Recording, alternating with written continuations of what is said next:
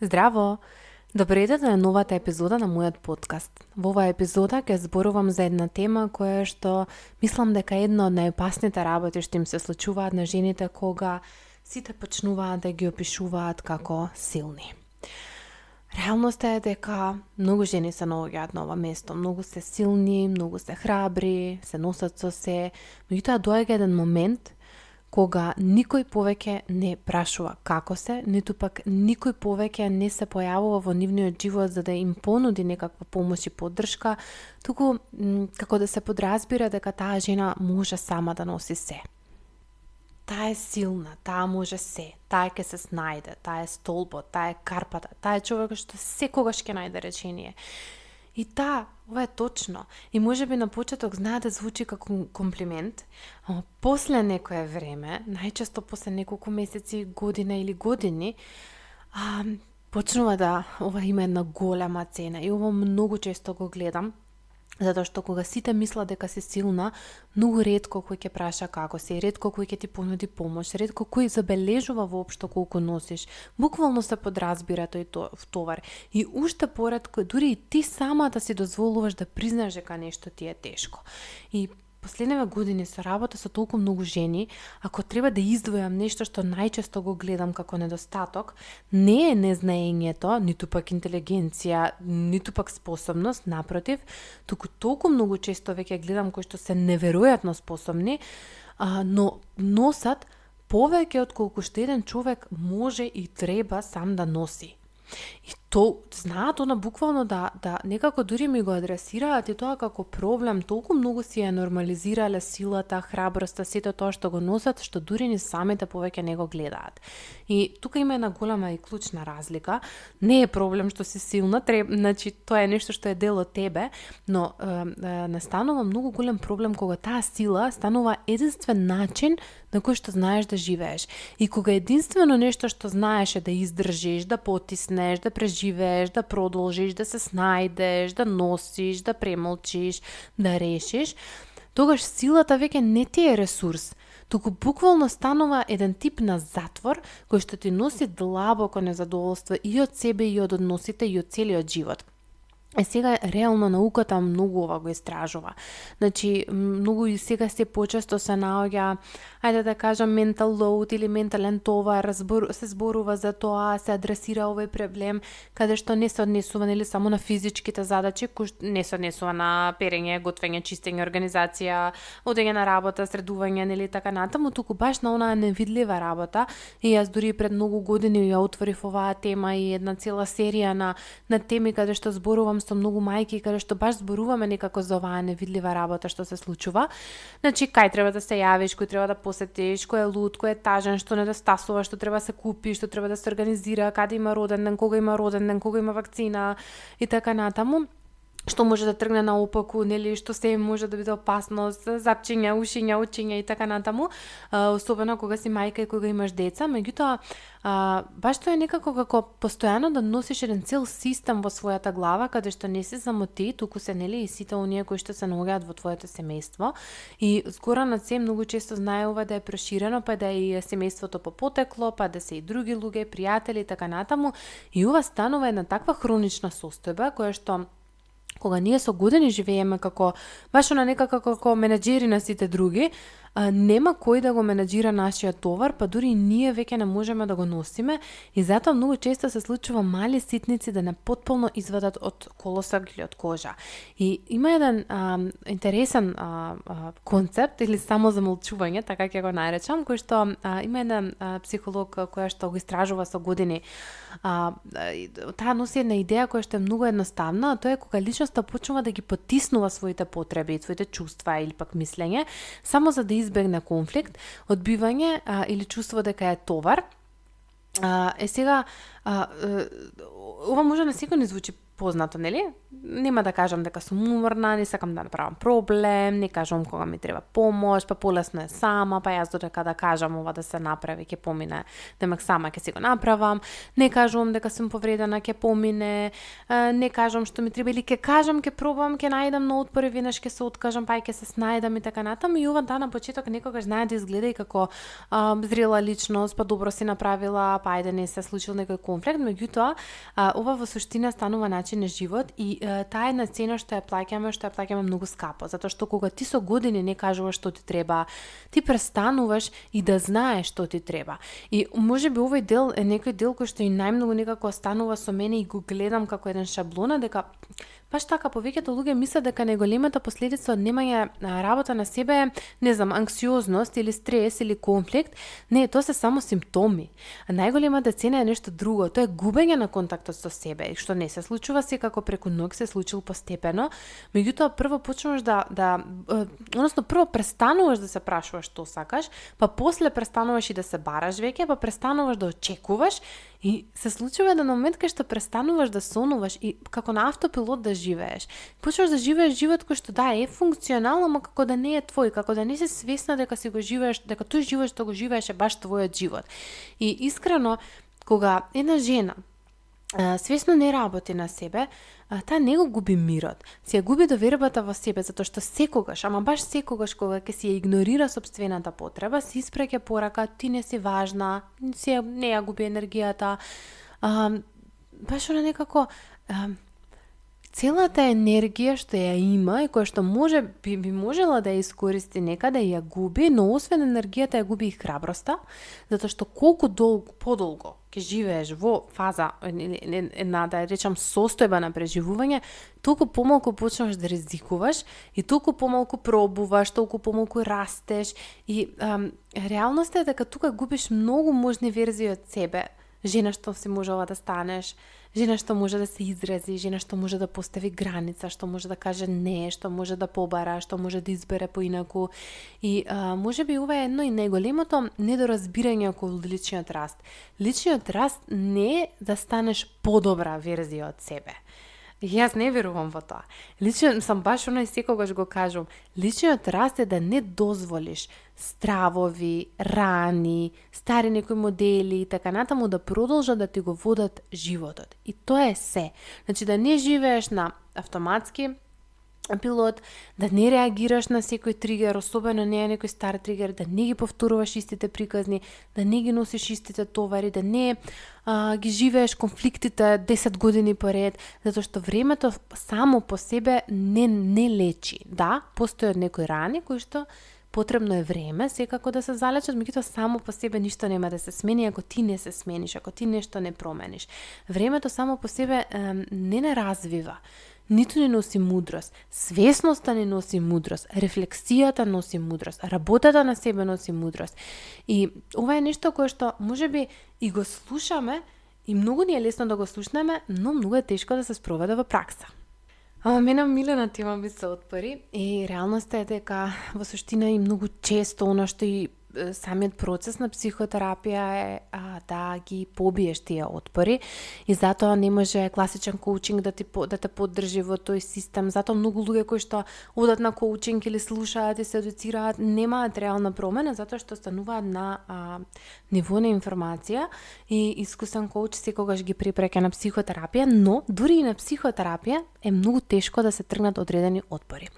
Сега, многу често има еден отпор, а тоа е немам време, меѓутоа не во суштина како дека немам време, туку внатрешен порив дека треба брзо да се случи. Мене многу пати ми се случило да ми дојде некоја клиентка и да ми се спореди со некоја друга која што има исто 30 години или таа има 32, она има 29, па каде сум јас, па каде е таа сега и така некако во суштина се носи темата време и но оно што е внатре подлабоко, многу често не станува збор за време, затоа што истата таа жена, да речеме, слуша подкаст, чита книги, ќе гледа рилсови, ќе истражува со часови, што значи дека има голем интерес, има и потреба, има и желба, но фали акција. Зошто?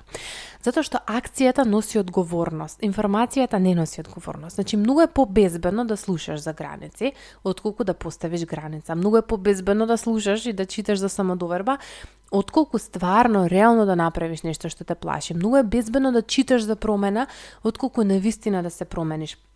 И ова ми е нешто кое што јас го повторувам многу често и знам да го имам и во програмите, особено да речеме во асертивна, каде што слушаш за граници, гледаш за отпор и правиш вежби, ќе дојде некој ќе ми каже, јас не можам да ги правам вежбите, јас имам отпор веќе од вежбите да ги правам, затоа што вежбите те повекуваат во одговорност, да реално нешто почнеш да менуваш, да реално ги менуваш твоите шаблони. И ова е нешто што многу често исто така го гледам од типот на толку многу сме преполни со информации, меѓутоа не преземаме никаква одговорност, затоа што одговорноста носи страв. И што е она што следи, а тоа е можам сама.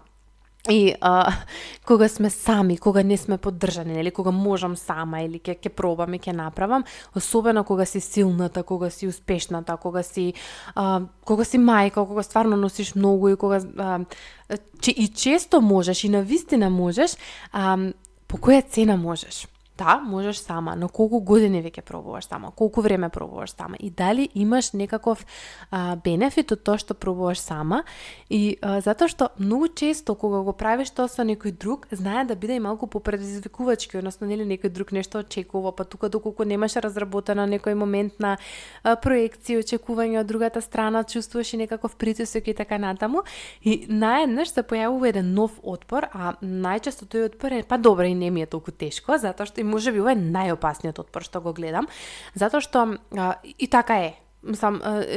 Има дел голема вистина. Не е толку лошо, не си во некоја криза, не се распаѓаш, не ти треба никаква итна интервенција, нели, да се соочуваш со баш некој длабок проблем со ментално здравје или некаква голема криза во животот, ама тука доаѓа еден парадокс, затоа што најголемиот раст не се случува кога куќата гори. Најголемиот раст се случува пред да почне да гори. И јас реално многу често го кажувам за се. Значи, и за здравјето. Никој не чека срцев удар за да почне да се грижи за срцето. Во наводници некој чекаат, нели? Меѓутоа, огромен број на луѓе чекаат некаков емоционален срцев удар за да почнат да се грижат за психата. Ние, нели, реално ќе пазиме, па ајде да внимаваме што јадеме, па почнуваат мастите, па имаш нели секакви симптоми, па внимаваш што како ќе правиш, па да се движиш и така натаму. Значи, не чекаш да се случи некаков колапс за да почнеш да се грижиш. И затоа овој момент на па и не ми е толку лошо, многу знае да биде страшен. Јас овој отпор најмногу го адресирам, особено кога сум во контакт со други, во партнерството, кога ќе ми кажат па добро, ајде не е толку страшно, може да почека, сега ќе го ставам ваму приоритетот и мене знае тоа некогаш да ми се вклучи еден црвен аларм од типот на не, затоа што ако ти оставиш вака да толку многу се запоставуваат партнерските односи толку долго, тој однос дефинитивно понатаму нема да има веќе простор да може да се изгради. Толку многу ќе се оддалечите, толку многу ќе се некако разотидете, што после тоа толку многу ќе биде тешка репарација, отколку ако застанеш и не останеш во овој отпор, не е толку тешко, не е толку лошо, може да продолжи и стварно преземеш одговорност да донесеш некоја нова граница, некаков да најдеш некое ново решение кое што можеби нема да е идеално во тој момент, меѓутоа да не го оставиш на страна и да не овлезеш во другиот отпор, а тоа е многу често ќе дојде на ред подоцна, затоа што ова е можеби и најдлабокиот отпор. Многу жени несвесно веруваат дека, да речеме, добро кога децата ќе ни пораснат, кога ќе биде помирно, кога ќе има повеќе време, кога ќе се намали стресов на работа, кога ќе биде подобар период. Но во суштина, трансформацијата никогаш не чека и личноста реално се формира сега, навиките се формираат сега, границите се формираат сега, односот со себе се формира сега, односот со другите, особено па и партнерот се формира сега. И затоа тука не е решение, многу е тешко, па ајде добро само најди време, тоа некој кога ќе ти каже, па добро најди време кога ќе го правиш, и не може да биде па добро само сакај се повеќе, стави се повеќе, затоа што тоа најчесто стои вака како една информација и лебди, не можеш да ја фатиш, или пак само мисли позитивно, тоа е па уште некако побескорисно, но она кое што тука е решение, и знам дека е можеби најтешко, е тоа да почнеш да градиш капацитет. Значи, не мотивација, не инспирација. Тоа се убави работи. Значи, убаво е да се инспирираме, убаво е да се мотивираме, убаво е да слушаме туѓи искуства, убаво е да гледаме кој све може и како може, затоа што тоа е нешто кое што баш знае да не биде и потик и да не даде дозвола и да видиме дека и ние можеме, но ние не можеме од мотивација и инспирација да го стекнеме тој капацитет. Капацитет значи да можеш да седнеш, односно да останеш со непријатна емоција, наместо веднаш да реагираш. Значи, затоа ги имаш сите овие отпори, затоа што немаш капацитет да кажеш не без да се носиш со вината која што ќе следи. И затоа кажувам на програмите, тешко е да влезеш во вежбата, затоа што таа те повикува да го јакнеш својот капацитет, да се носиш со таа вина, да знаеш што да правиш со неа, нели да не избрзаш или да не се откажеш. Капацитет е башно да побараш помош без да се срамиш, да останеш смирена кога некој е незадоволен, да не се напуштиш себе си кога има одреден конфликт, значи да стоиш на своето јас, да стоиш на твојата потреба, на оно што ти е тебе важно.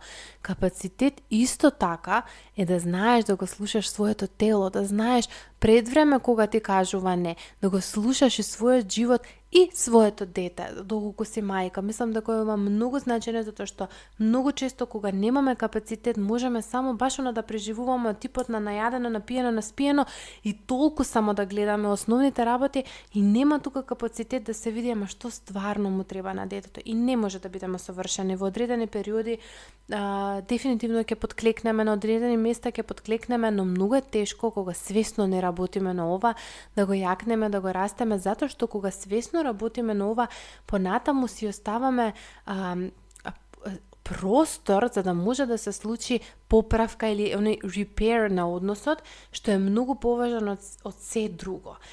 Мислам дека баш на најголемата заблуда е дека личниот раст и развој е знаење. И затоа многу луѓе кога ќе почнат да имаат повеќе информации, да слушаат подкасти, да читаат книги, самите почнуваат да стануваат мотивацијски говорници, луѓе кои што инспирираат и така натаму, но реалноста е дека тоа е заблуда, затоа што дали навистина имаат создаден капацитет, дали навистина имаат капацитет не само да се водат себе, туку да водат и некој друг, дали навистина влегли и ги направиле овие работи.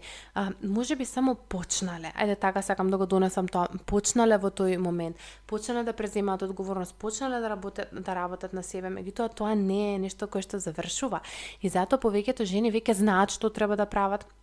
Јас кога и да прашам некоја мајка, пример, како можеш, па знам, треба ова, ама не можам. Затоа што не е проблем знаењето, проблемот е што не си дале, ајде да кажам, соодветно знаење како да создадат капацитет, а праксата најчесто создава капацитет и секако повторувањето создава капацитет, поддршката и просторот.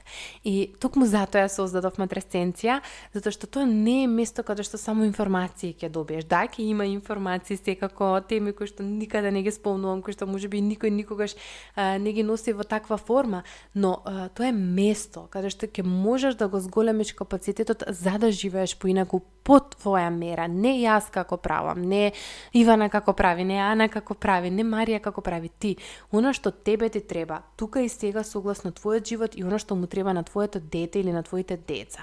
И затоа ми е многу значено и важно да знаеш дека до 20 јуни најдоцна можеш да се пријавиш во оваа група од Матресценција која што е веќе почната и која што е веќе во теки заедно ова лето да креираме на група и простор каде што ќе имаш доволно поддршка да го градиш твојот капацитет за животот што веќе го имаш и за животот што го сакаш.